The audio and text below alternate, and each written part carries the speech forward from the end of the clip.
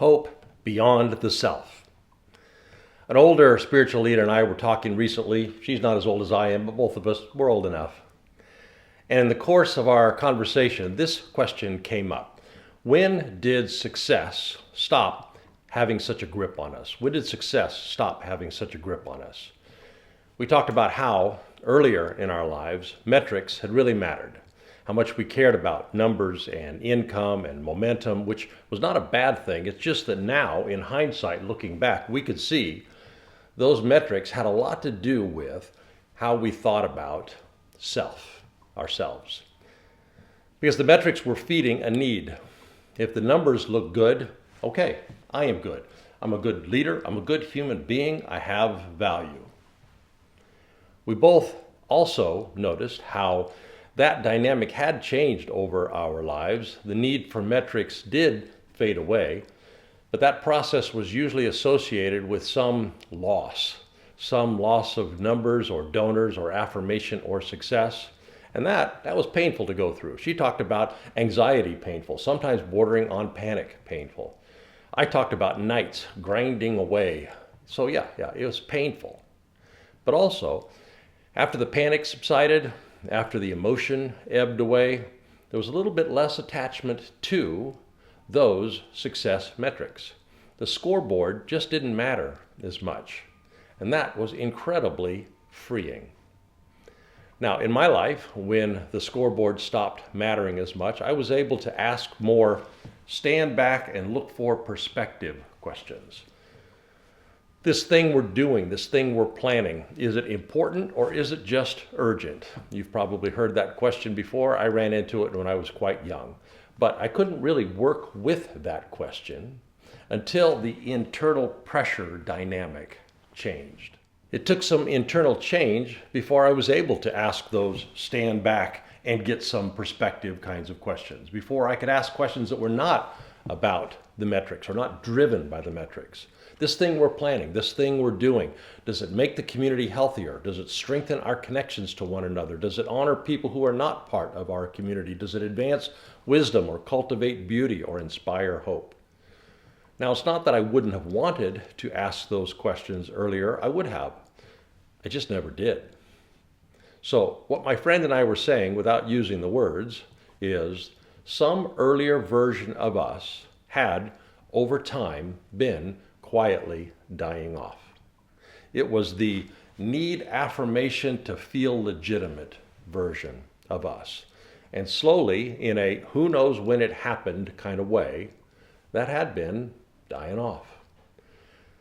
Now, looking back now, I have a framework to think about the experience. It's a different versions of self framework that I picked up along the way. The ego self, the deeper self. The one needs success, needs the metrics, needs the validation. The other, not so much. The other is not thwarted when the metrics don't happen. So today, I think to truly understand Jan Hus's story, I think it's going to be helpful if we factor in those two versions of self. So here's where we are in his story. So far, every action he has taken, every posture he has held has been a direct assault on success. He's had everything taken from him, his platform, his friends, his affirmation, everything taken from him. He's now positioned with no chance for success, and yet he continues to stand unmoved.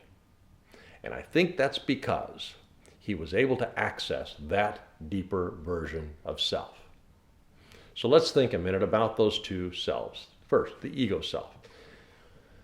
That self is in us for very good reason. It has been essential for human survival. That the self that needs successful outcomes evolved with us from the very beginning to help us survive out there on the Serengeti. It's there to motivate us to vanquish threats when they come upon us, to secure resources, to gain standing and favor within the tribe, and that will keep us connected and keep us alive. All of these will keep us alive. The ego isn't a bad thing. It kept us alive. It's just an incomplete thing, because there is more to being human than the survival mandate, that is the primary focus of the ego self. There's a second version of self, a deeper self. We could call it the divine center self. This self is also essential for human flourishing. This self defines success differently, defines it by faithfulness to a deeper reality like truth, goodness, and beauty, and standing for truth, and acting in love, and upholding goodness, and creating beauty. This self anchors our hope in an enduring source. It acts because something is true, not because it works. Now, the ego self has one version of hope. It is a hope rooted in if-then. If we are faithful, then we should be protected. If we are right, then we should win. If we are virtuous, then we should be rewarded. The ego self is always in there, always keeping score. I did X, so I should be expecting payoff Y. But if Huss had functioned from that version of self exclusively, he would have backed down a whole lot earlier. He would have protected his life, protected his platform, his reputation, but he did not do that. In fact, he did just the opposite. Because for him, there was a self that was deeper than ego self. And drawing from that, he could act knowing that he might not see the reform. He might not see justice. He might not even survive. His hope, his actions were untethered from the projected outcome. His hope was able to plant seeds that he would never see grow. Ego self-hope is the hope that it's going to work out. I'm going to get what I deserve. I'm going to be vindicated in the end. But deeper self-hope acts from what is true, regardless of outcome. Acts from goodness with no guarantee of reward. Acts from compassion without needing recognition. So, to get a little more practical, yes, we want to live from that deep source of hope Huss lived from. We want to live not tethered to outcomes larger than the ego self's survival mandate, but how? How do we do that? Well, a couple of ideas. Things we can practice on our own, things we can help our communities practice together. Now the first, if you haven't gotten the online course, it's free, it's on my website.